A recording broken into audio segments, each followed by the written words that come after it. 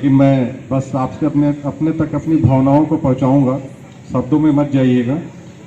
कल शाम को सतीश जी ने मुझे 6:30 बजे के करीब फ़ोन किया था,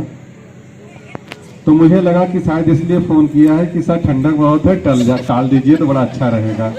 तो मेरे मन में खुशी आ गई कि चलो इसी बहाने, मैं चूंकि कल दिन भर बिस्तर से नहीं उठा, मैं दिन भर सोया हुआ था, मेरे उठने की कंडीशन नहीं थी, और मैं घर में यही झूठ बोलता था कि मैं सही हूँ, लेकिन मैं सही नहीं था। जब इनका फोन आया तो मुझे लगा कि अब शायद ये मना कर देंगे और मैं आराम कर लूंगा, लेकिन आपने कहा कि सर हम लोग फील्ड में लगे हुए हैं और ये तैयारी हो गई है, और तो मुझे लगा कि नहीं, अब तो बहुत आना ही है। और फिर हमारी अमित जी से बात हुई और हमने कहा कि भैया से दवाई लेते आइएगा, क्योंकि अब इतनी मेहनत और इतनी तैयारी के बीच में तबीयत नहीं आनी चाहिए। हौसला अगर रहेगा तो सब कुछ सही हो जाएगा, ये भी है, ये भी सही हो जाएगा। हम लोग के हौसले और हम लोग की ईमानदारी, हम लोग के कर्तव्यनिष्ठता, अपने कार्य के प्रति समर्पण में न कमी थी और न ही है, न रहेगी। सबसे पहले मैं अपने बगल में बैठे प्रिंसिपल साहब का आभार व्यक्त करता हूँ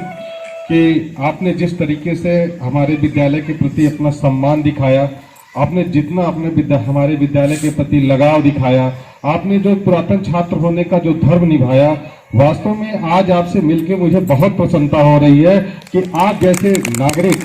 आप प्रिंसिपल कहीं और हैं,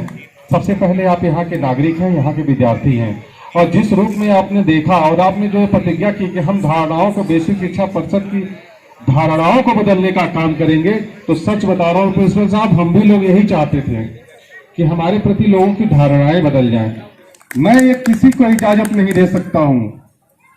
कि शिक्षक सम्मान की परंपरा को कोई भी व्यक्ति जो खुद समाज में असफल हो, जो खुद समाज में एक अप्रकार्य हो, जिसने खुद समाज में नकारात्मक भूमिका को निभाई हो, वो अगर जज करेगा तो इससे बड़ा कोई भी विडंबना हमारे समाज के लिए नहीं हो सकती, और हम जज करने का अधिकार किसी को दे नहीं सकते। मैं प्रिंसिपल साहब को बताना चाहता हूं कि मैंने लोगों से यही बातें करी हैं कि ये पहचान हमको दूसरों से नहीं मिलनी है, ये पहचान हमको खुद अपने आप में गरिमा को बढ़ानी है।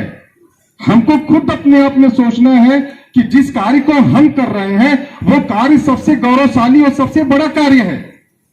एक मीड का, एक बहुत बड़े समाजशास्त्री थे मीड, उन्होंने आत्म के आईने का सिद्धांत बताया था कि व्यक्ति जिस तरीके से अपने आप को सोचता है, ये समाज भी उसको उसी तरीके से देखता है।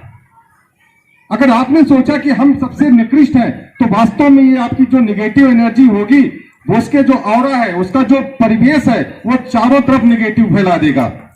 अगर आपने अपने बारे में सोचा कि हम सबसे महत्वपूर्ण व्यक्ति हैं और हम सबसे ईमानदारी पूर्वक और सबसे अच्छा कार्य कर रहे हैं, हम तो बच्चों के भविष्य का निर्माण का काम कर रहे हैं, जो मां के बाद सबसे महत्वपूर्ण कार्य होता है वो शिक्षा होती है, वो देने का कार्य कर रहे हैं, तो इससे बड़ा महत्वपूर्ण, इससे बड़ा दर्जा क्या हो सकता है। मैं आपको यही समझाता हूं,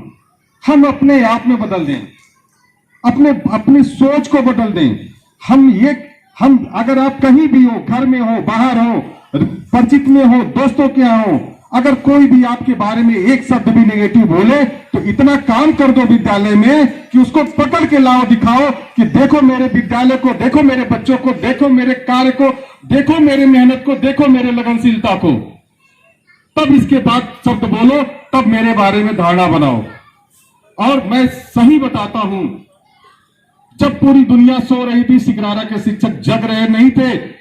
सबसे बड़ी बात यह थी कि सिगरारा के शिक्षक दिन रात अपने कार्यों में लग के अपने कार्यों का अंजाम दे रहे थे।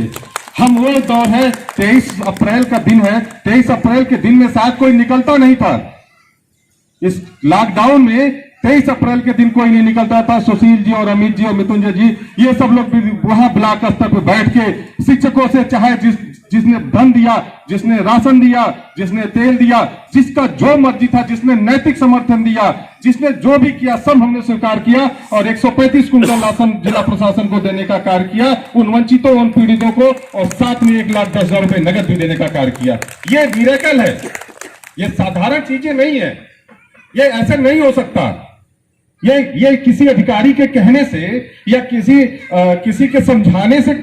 समझाता किसको आदमी है? समझाता तो बच्चों को है, जिनका दिमाग नहीं विकसित होता। 35, 40 और 50 साल के व्यक्ति को कोई समझा नहीं सकता। अगर जिसके अंदर वो समझने का मात्रा ही खत्म हो गया हो, उसको प्रिंसिपल साहब क्या, दुनिया का कोई भी व्यक्ति, इवन कि अगर ब्रह्मा भी उतर जाए, नहीं समझा सकते हैं। जब तक उसके अंदर स्वयं की अपनी आत्मप्रेरणा नहीं होगी, स्वयं के अंदर उसके अंदर वो पॉजिटिव एनर्जी नहीं होगी, तब तक उसको कोई नहीं समझा सकता। तो मैं इस मुगालते में नहीं हूं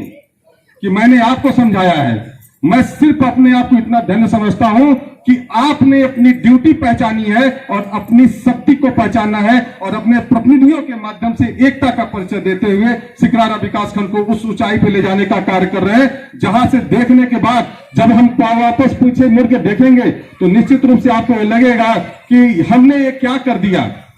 आने वाली पीढ़ियों को बताने के लिए हमारे पास एक कहानी होगी।